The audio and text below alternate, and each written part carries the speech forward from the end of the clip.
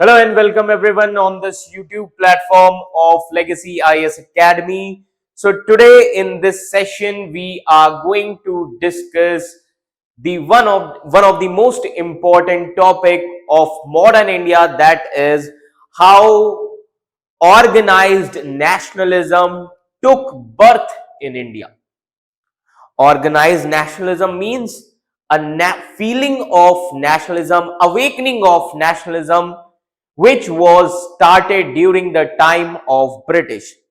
So how the emergence of organized nationalism took place in India. So our topic is how birth of organized nationalism took place in India.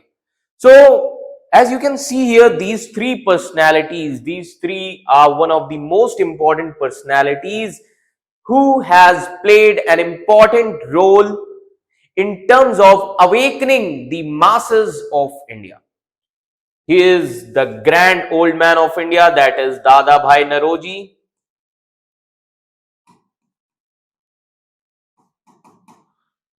Clear? He is Surendranath Banerjee.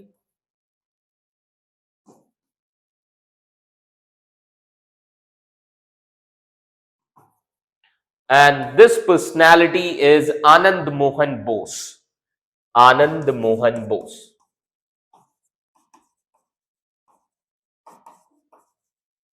Clear? So how this organized nationalism was started in India? So we'll try to understand each and everything in a chronological manner. So as we all know, one of the most important event in Indian history that was happened in 1857, that is revolt of 1857, and we also call it as 1857 mutiny. After the 1857 mutiny, okay, so let me tell you,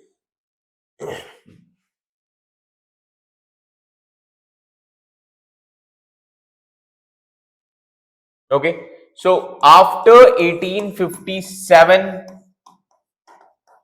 revolt, the most important feature in modern India is that is from 1757 till 1857.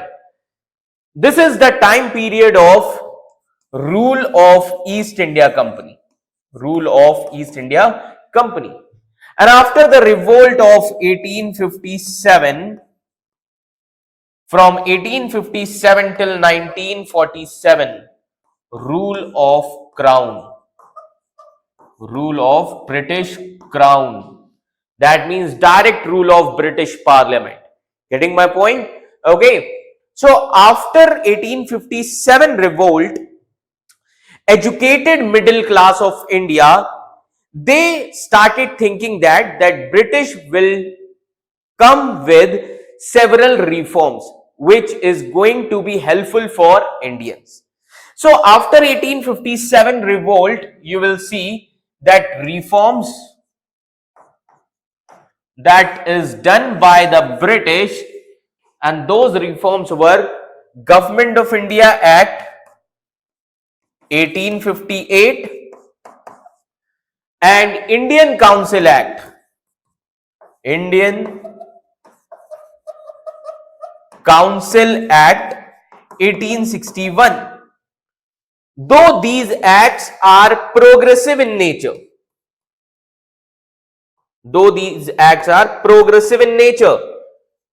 but educated middle class did not get anything. Getting my point? Educated middle class, okay, did not get anything from this act. So then educated middle class, they thought that now it is the time that we should come into the main political stream of India. So they started thinking that we should come in main political stream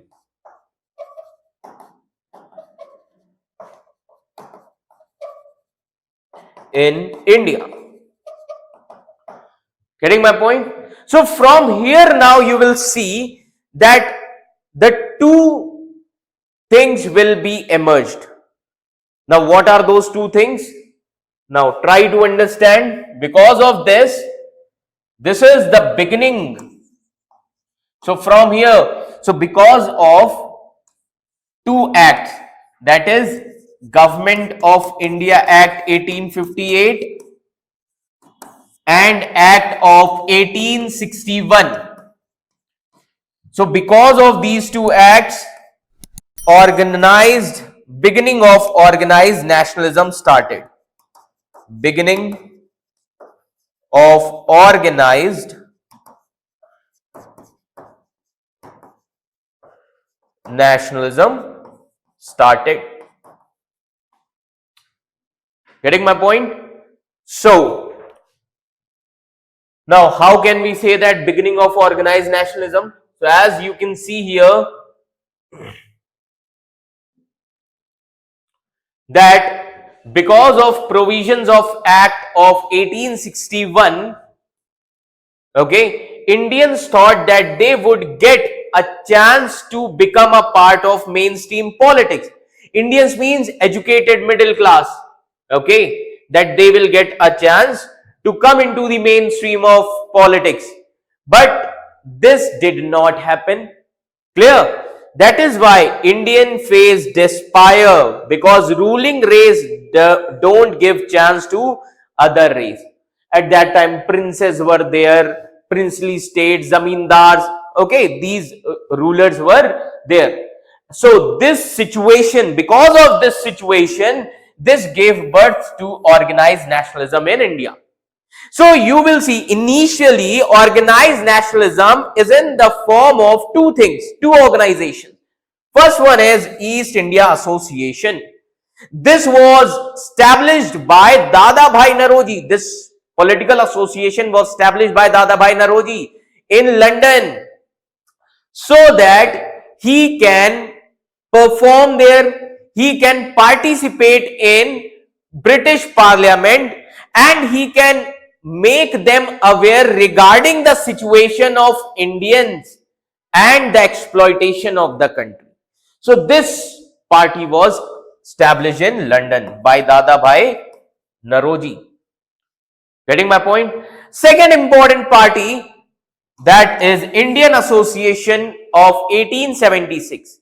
Now this association was established in 1876 by Surendranath Banerjee and Anand Mohan Bose.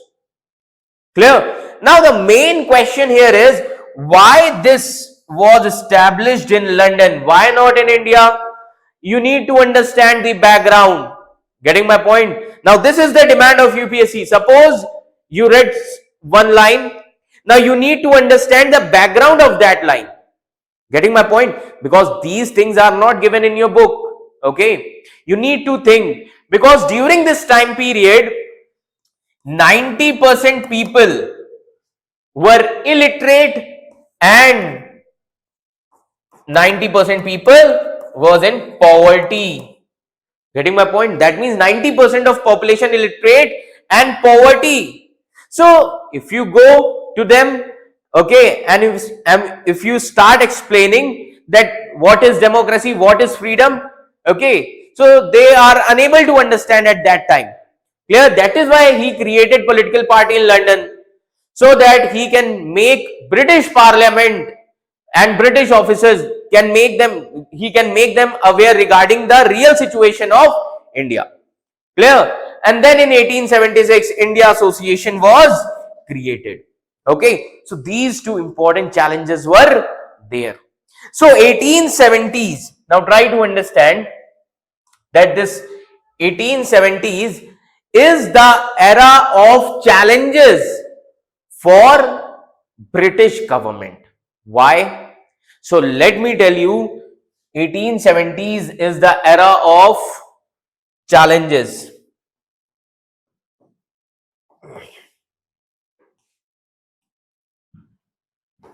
era of challenges for British government.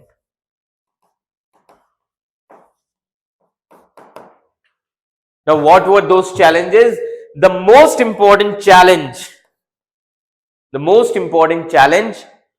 was organized nationalism,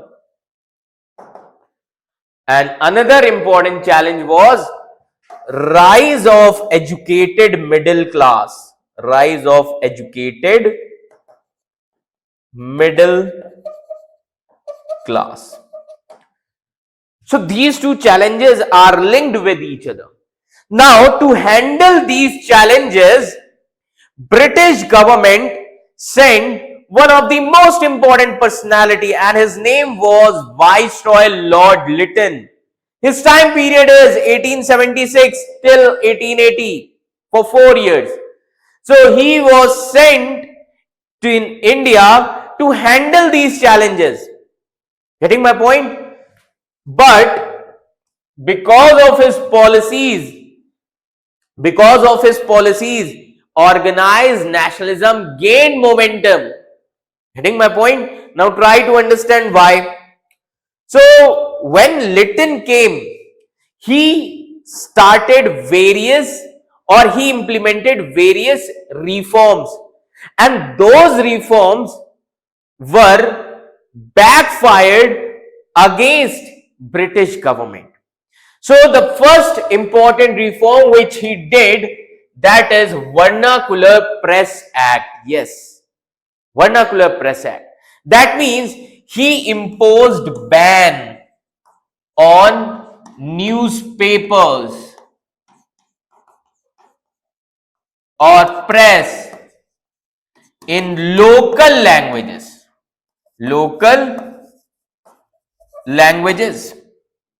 As we all know, press is the backbone of democracy.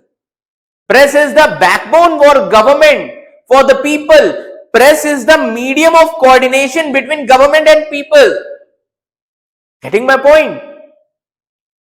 For example, William Bentinck, he started this press reforms, okay, so that British government can make Indian people aware regarding the initiatives of British government.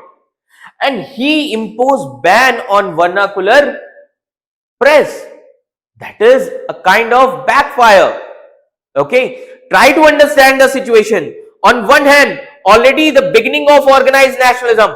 On the other hand, he imposed ban on newspapers, press in local language. Getting my point? So he imposed ban on newspapers in local languages. Okay, like Marathi, Bengali, Punjabi, etc. Clear? Then now why this thing? Because let me tell you, by the early of 19th century, library movement was started in India. By the early of 19th century, library movement started in India.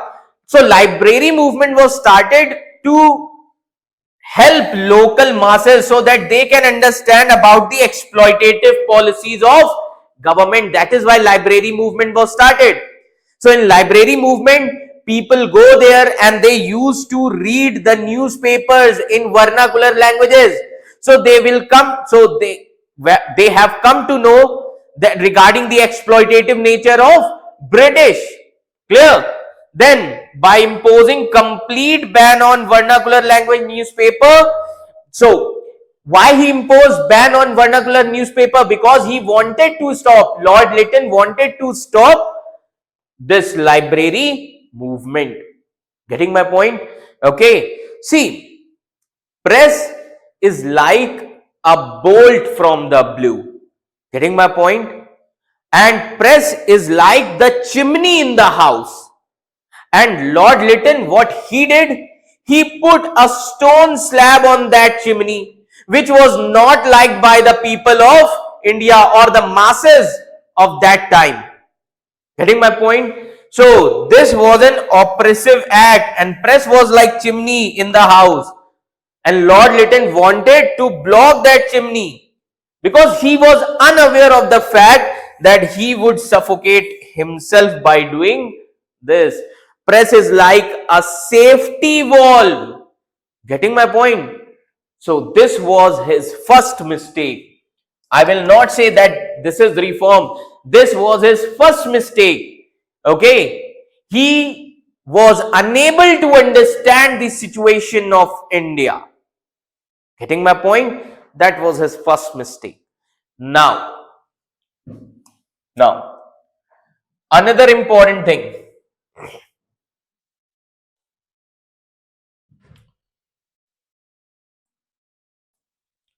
Another mistake which was done by Lord Lytton.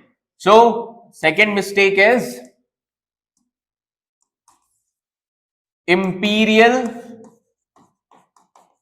civil services.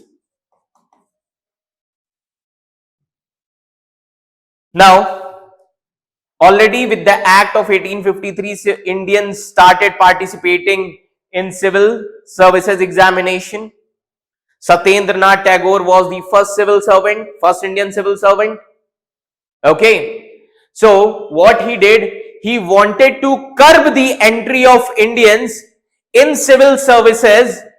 Okay, because he was thinking that because of Indians' entry in civil services, okay, masses are more aware about the exploitative nature of British.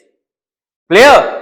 That is why what he did, he started statutory subordinate civil services. Subordinate civil services. So he created statutory subordinate civil services in which direct recruitment will take place. Direct recruitment will take place. And in this direct recruitment, okay, only upper class was taken. Upper class was taken. Okay. And Indians they were not having interest in this statutory subordinate civil services. Getting my point? So this reform was a wastage. Was a wastage. So Lord Lytton came out with another reform in civil service. Another reform. Another reform in civil service. What he did? He reduced the age of civil service examination. So earlier was the age 23, and then he reduced the age till 19. Getting my point? So he reduced the age of civil services aspirant till 19 years of age. Clear? So this became a frustration for whom? Educated middle class. Frustration for educated middle class. Is that clear? Okay. So this became a frustration for educated middle class.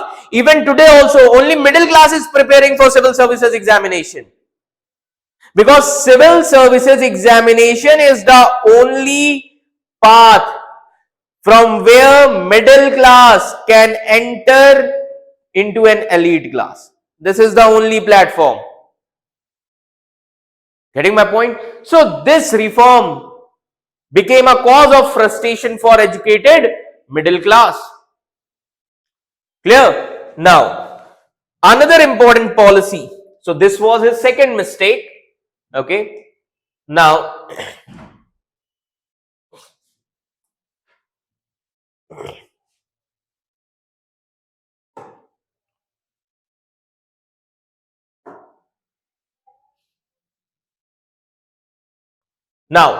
third important reform, that is Arms Act of 1878.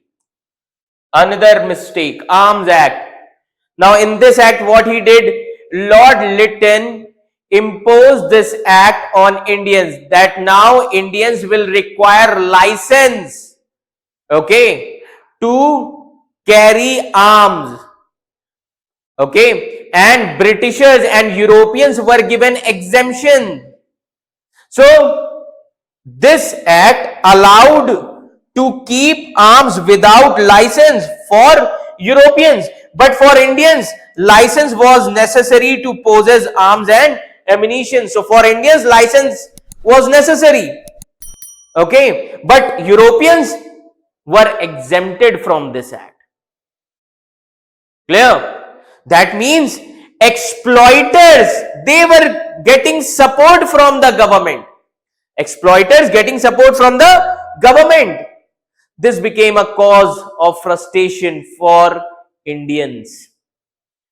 So these are some reforms which created organized nationalism in India. Clear? 1878 Act. Now, another important thing, Delhi Darbar of 1878. Now, what is this Delhi Darbar? See, after the revolt of 1857, the crown rule was established in India. Getting my point? So, because the Mughal rule was already ended after the revolt of 1857, now who was the ruler in India? Crown, British Crown. So, to give British Crown acceptance among the Indian people, Lord Lytton organized Delhi Darbar of 1878. Okay. So, in 1878, a grand darbar was organized for Queen Victoria, and Queen Victoria got the title of Empress of India. And at the same time, famine came in India. Famine of 1878. Famine came in India in 1878. Okay. And the situation was very critical. And at that time, Lord Lytton said that government is not having enough funds to provide assistance to the people of India. And on the other hand, he is spending huge amount of money for this Delhi Darbar. Getting my point? That is why Famine Commission was created. Famine Commission. Now that is why Famine Commission.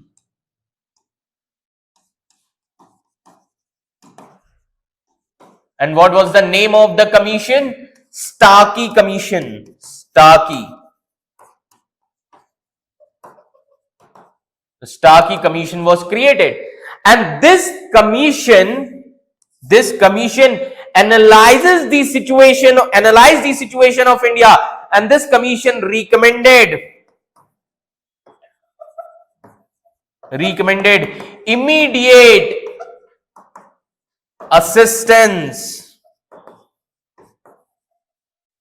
from British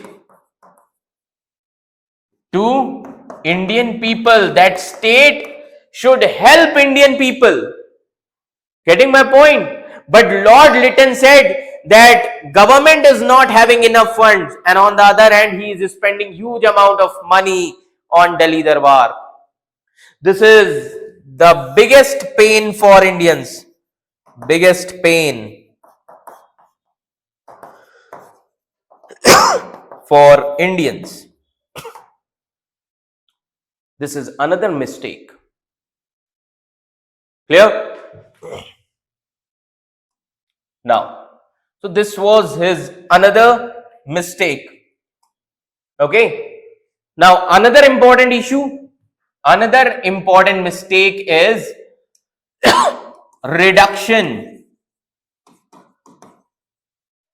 in import duty to minimum. Another important mistake by Lord Lytton, reduction in import duty to minimum. Now, as let me tell you that in 1850s, industrialization in India was started. Industrialization in India started. That means at that time, Indian companies were infant. An infant child requires support of parents. So who is the parent here? Government. So Indian industries require support and promotion from government. Getting my point? But what Lytton did, he reduced import duty to minimum level.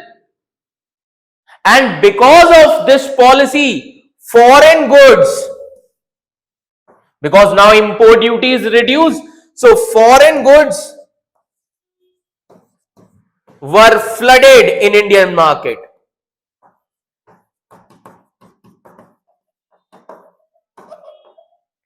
Foreign goods were flooded in Indian market.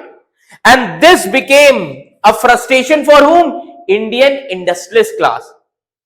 So this became a frustration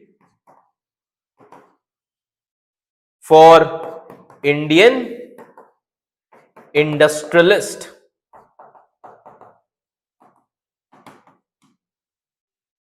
Getting my point? So industrialists were also frustrated from the policies of British, that is Lord Lytton. And the last but not least, Afghan War.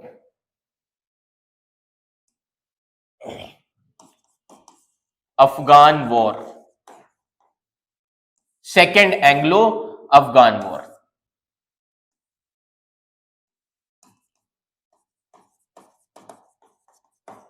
Second Anglo-Afghan War.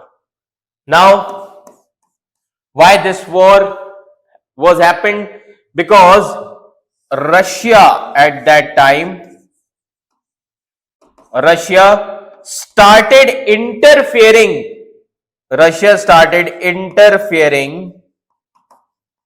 in Central Asian politics. Central Asian politics. Okay. So Lord Lytton thought that maybe in future Russia started expansion towards India. So in that situation, Lord Lytton, he wanted that Afghanistan should turn into buffer state. Afghanistan, because Afghanistan is connected with Central Asia also, connected with India also. Clear? So Afghanistan should become buffer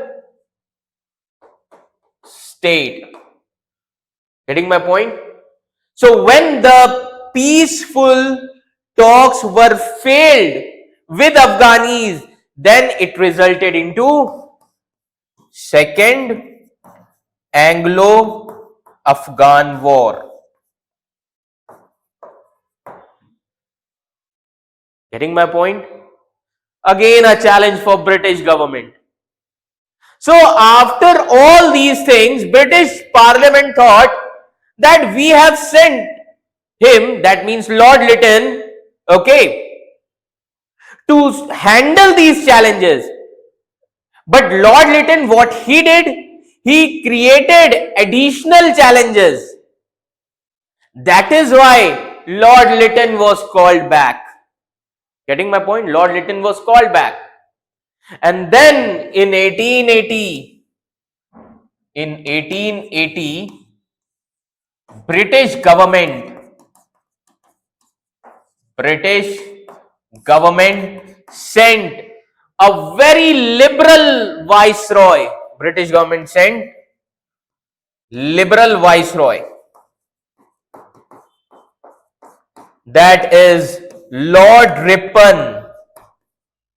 Lord Ripon. This much is clear to all of you. So because of the policies of Lord Lytton, okay, the emergence of organized nationalism was started. So in 1880, Lord Ripon came, but already the organized nationalism was started. So because of various factors, you will see a pan-India level platform was created. That is in 1885. Birth of Indian National Congress. Birth of Indian National Congress. Why? Because of organized nationalism. Organized nationalism. Getting my point? This is the most important thing. So I hope this much is clear to all of you. Okay, these things are very important for your examination. Okay, so try to understand each and every perspective, okay, for your mains examination.